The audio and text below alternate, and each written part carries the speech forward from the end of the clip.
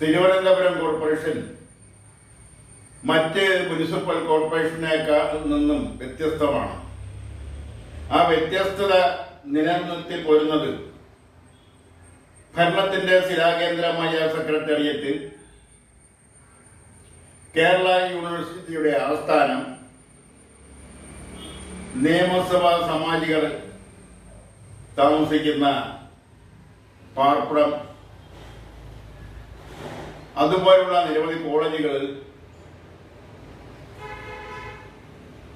AGS office, അങ്ങനെ നിരവധി സർക്കാർ സ്ഥാപനങ്ങളും ഇതര സ്ഥാപനങ്ങളും പ്രവർത്തിക്കുന്ന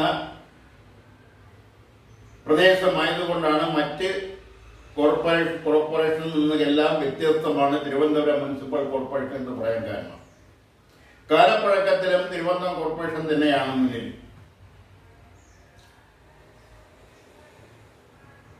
കേരളത്തിൽ രാഷ്ട്രീയ സംഘടനയ്ക്ക് രൂപം നൽകുന്ന കമ്മ്യൂണിസ്റ്റ് ലീഗ് എന്ന പേരിൽ രൂപീകൃതമായ സംഘടന, ആ സംഘടനയ്ക്ക് നേതൃത്വം കൊടുത്ത ശ്രീ പൊന്നറ ശ്രീധർ, ആ പൊന്നറ ശ്രീധറായിരുന്നു തിരുവനന്തപുരം മുനിസിപ്പൽ കോർപ്പറേഷന്റെ പ്രഥമ മേയർ. അത് തൊട്ട് ഇങ്ങോട്ട് എടുത്തു നോക്കിയാൽ പല പ്രമുഖരും ആ പദവി അലങ്കരിച്ചിരുന്നവരാണ്. ഇപ്പോൾ കേരളത്തില് ആദ്യമായി BJP തിരുവനന്തപുരം മുനിസിപ്പൽ കോർപ്പറേഷന്റെ ഭരണത്തിന്റെ നിയന്ത്രണം ഏറ്റെടുത്തിരിക്കുന്നു. ആ ഭരണം ഏറ്റെടുത്തിരിക്കുന്നത് തന്നെ കേവല ഭൂരിപക്ഷത്തിലാണ്. ആ കേവല ഭൂരിപക്ഷം ഉണ്ടായത് തന്നെ അന്ന് കോൺഗ്രസ് മുന്നണിയായ UDF-ഉം CPM മുന്നണിയായ ഇടതുപക്ഷ LDF-ഉം ഒരുമിച്ച് നിൽക്കാത്തത് കൊണ്ടാണ്. അന്ന് ഇന്ത്യ മുന്നണി ഇന്നത്തെ പോലെ തല്ലി പിരിഞ്ഞിട്ടില്ല. എങ്കിൽ പോലും അന്ന് ഒരുമിച്ച് നിൽക്കാൻ കോൺഗ്രസിനോ CPM-നോ അല്ലെങ്കിൽ ഐക്യ ജനാധിപത്യ മുന്നണിക്കോ ഇടതുപക്ഷ ജനാധിപത്യ മുന്നണിക്കോ കഴിഞ്ഞില്ല. ആ സാഹചര്യം നിലനിൽക്കെയാണ് ഇപ്പോൾ ഇന്ത്യ മുന്നണി ശക്തമല്ലാതിരിക്കുന്ന സാഹചര്യത്തിൽ, അല്ലെങ്കിൽ ഇന്ത്യ മുന്നണിയിലെ പ്രമുഖ ഘടകകക്ഷികളെല്ലാം വിട്ടുപോയ സാഹചര്യത്തിൽ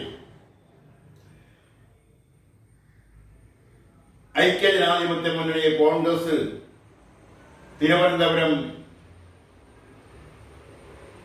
കോർപ്പറേഷൻ ഭരണത്തിനെതിരെ, മേയർക്കെതിരെ ഒരു അവിശ്വാസ പ്രമേയം കൊണ്ട് അവതരിപ്പിക്കാൻ ശ്രമിച്ചു.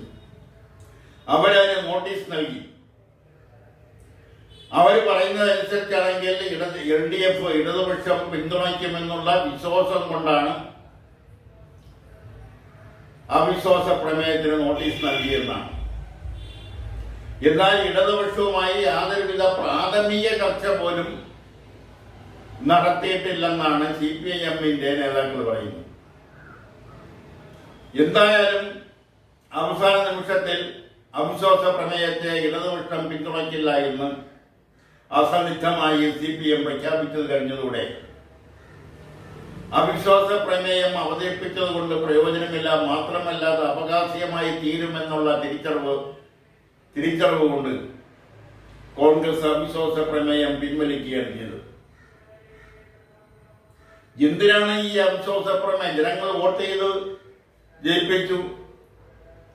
അന്ന് LDF-നും UDF-നും ഒരുമിച്ച് നിൽക്കാൻ കഴിഞ്ഞില്ല. അത് രാഷ്ട്രീയപരമായ കാരണങ്ങളാണ്. ആ കാരണങ്ങൾ ഇപ്പോഴും നിലനിൽക്കുകയാണ്. ആ രാഷ്ട്രീയ പശ്ചാത്തലം ഇപ്പോഴും നിലനിൽക്കുന്ന സാഹചര്യത്തിൽ മേയർക്കെതിരെ അല്ലെങ്കിൽ BJP ഭരണസമിതിക്കെതിരെ ഒരു അവിശ്വാസ പ്രമേയം കൊണ്ടുവരേണ്ടുന്നതിന്റെ ആവശ്യകത എന്തായിരുന്നു? അങ്ങനെ കൊണ്ടുവന്ന ആ അവിശ്വാസ പ്രമേയത്തെ നോട്ടീസ് കൊടുത്തിട്ട് അത് പിൻവലിക്കേണ്ടി വന്നപ്പോൾ ഉണ്ടായ ആ ഗതികേട്, അവിടെ UDF പ്രത്യേകിച്ചും കോൺഗ്രസ് അപകാശമായി മാറിയ രാഷ്ട്രീയ സാഹചര്യം, എന്തിനാണ് ഇത്രയും സാഹചര്യങ്ങളൊക്കെ സൃഷ്ടിച്ചത് ആരെ തൃപ്തിപ്പെടുത്താൻ വേണ്ടി, ആർക്ക് വേണ്ടി, ആരെ അനുകൂലിക്കാൻ വേണ്ടിയാണ്? അല്ലെങ്കിൽ വിവേകപൂർവമായ തീരുമാനമെടുക്കാൻ എന്തുകൊണ്ട് കോൺഗ്രസിന് കഴിഞ്ഞില്ല? എന്തുകൊണ്ട് അത് ഇടതുപക്ഷത്തിന് കഴിഞ്ഞില്ല?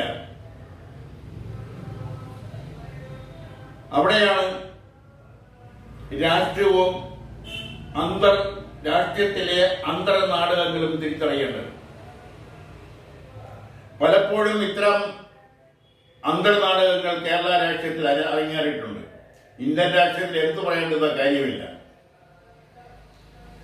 അപ്പൊ അതുപോലുള്ള ഒരു അന്തർനാടകമാണ് ഈ അവിശ്വാസ പ്രമേയത്തിന്റെ കാര്യത്തിൽ നടന്നിരിക്കുന്നത്. ആ അന്തർനാടകത്തിലെ കഥാപാത്രങ്ങൾ ആരൊക്കെയാണെന്നുള്ളത് വെളിപ്പെടുത്താതെ തന്നെ ഇപ്പൊ ഏകദേശ ധാരണ ജനങ്ങൾക്കുണ്ട്. ഇനി കുറെ കഴിയുമ്പോൾ അത് വ്യക്തമായി ജനങ്ങൾക്ക് തിരിച്ചറിയാനാകും. ഇതെല്ലാം മുൻകൂട്ടി അറിഞ്ഞുകൂടായ്മ ഇല്ലാത്തത് കൊണ്ടല്ല ഈ അവിശ്വാസ പ്രമേയത്തിന് നോട്ടീസ് നൽകിയത്. കോൺഗ്രസിനെ സംബന്ധിച്ചിടത്തോളം ഇതെല്ലാം ഏകദേശം നേരത്തെ തന്നെ തിരിച്ചറിയാൻ കഴിയുമായിരുന്നു, അല്ലെങ്കിൽ തിരിച്ചറിയാമായിരുന്നു. എന്നിട്ട് ഒരു അവിശ്വാസ പ്രമേയത്തിന് നോട്ടീസ് കൊടുത്തത് എന്തിനാണെന്ന് ചോദിച്ചാൽ, അവിടെ ഇടതുപക്ഷ നിരുപാധികം അവിശ്വാസ പ്രമേയത്തെ പിന്തുണയ്ക്കുമെന്നുള്ള വിശ്വാസം കോൺഗ്രസിന് ഉണ്ടായിരുന്നത് കൊണ്ടല്ല. അവിടെ ഒരു രാഷ്ട്രീയ നാടകം കളിച്ചു നോക്കാമെന്നുള്ള ഒരു ശ്രമത്തിന്റെ ഭാഗമായിട്ടായിരുന്നു. അത് കോൺഗ്രസിനെ സംബന്ധിച്ചിടത്തോളം അതൊരു അപഹാസ്യ രാഷ്ട്രീയ നാടകമായി മാറി എന്ന് പറയാതിരിക്കാൻ വയ്യ. അത് ആ പ്രമേയം പിൻവലിച്ചതോടെ BJPയുടെ ഭരണസമിതിക്ക്, അല്ലെങ്കിൽ BJPയുടെ കോർപ്പറേഷൻ ഭരണത്തിന് ശക്തി ആർജിക്കാൻ മാത്രമേ, അല്ലെങ്കിൽ ശക്തി കൂട്ടാൻ മാത്രമേ ആ അവിശ്വാസ പ്രമേയത്തിന് നോട്ടീസ് കൊടുത്തത് വഴി, അത് പിൻവലിച്ചത് വഴി സാധിച്ചിട്ടുള്ളൂ.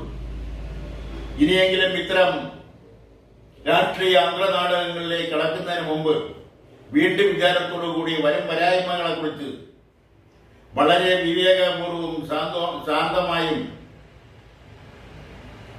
ചിന്തിച്ച് ആലോചിച്ച് വേണം ഇത്തരം പ്രധാനപ്പെട്ട രാഷ്ട്രീയ തീരുമാനങ്ങൾ എടുക്കേണ്ടതെന്നാണ് ഈ അവസരത്തിൽ പറയാനുള്ളത്.